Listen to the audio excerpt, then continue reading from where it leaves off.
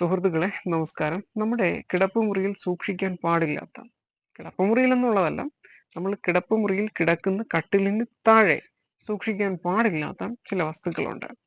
ഇത് നമ്മൾ സൂക്ഷിക്കുകയാണെന്നുണ്ടെങ്കിൽ ജീവിതത്തിൽ പലതരം ബുദ്ധിമുട്ടുകൾ, പ്രയാസങ്ങൾ, ആരോഗ്യ പ്രശ്നങ്ങളൊക്കെ തന്നെ ഉണ്ടാകാനുള്ള സാധ്യതയുണ്ട്. ഒന്നാമത്തെ വസ്തു എന്ന് പറയുന്നത്, നമ്മുടെ കട്ടിലിനടിയിൽ ഒരിക്കലും പഴകിയ തുണികൾ, അതുപോലെയുള്ള സാധനങ്ങൾ സൂക്ഷിക്കാൻ പാടില്ല എന്നുള്ളതാണ്.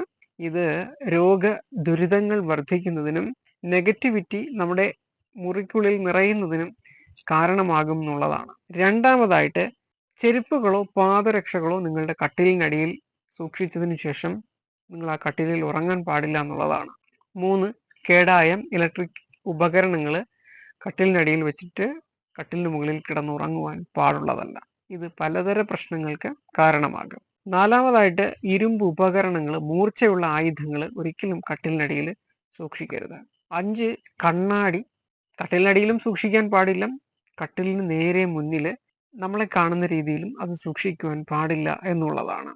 ഇതെന്തുകൊണ്ടാണ് സൂക്ഷിക്കാൻ പാടില്ല എന്ന് പറയുന്നത്? അതിന് പിന്നിൽ ഒരു വലിയ കാരണമുണ്ട്, അല്ലെങ്കിൽ ഒരു രഹസ്യമുണ്ട്. അതിനെക്കുറിച്ച് കൃത്യമായിട്ട് ആയിരവല്ലി മീഡിയ യൂട്യൂബ് ചാനലിൽ പറഞ്ഞിട്ടുണ്ട്. കാരണം ഞാൻ ഈ പറഞ്ഞതിനൊക്കെ തന്നെ പിന്നിൽ ഒരു ശാസ്ത്രീയമായ വശമുണ്ട് എന്നുള്ളതാണ്.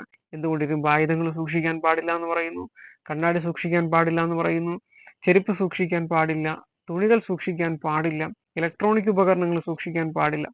ഇതിനൊക്കെ പിന്നിൽ ഒരു ശാസ്ത്രം കൂടിയുണ്ട്. അപ്പൊ അതിനെക്കുറിച്ചൊക്കെ വിശദമായിട്ട് ഒരു വീഡിയോ ചെയ്തിട്ടുണ്ട്. കാണാൻ അറിയാൻ ആഗ്രഹിക്കുന്നുണ്ടെങ്കിൽ കാണുക. നന്ദി.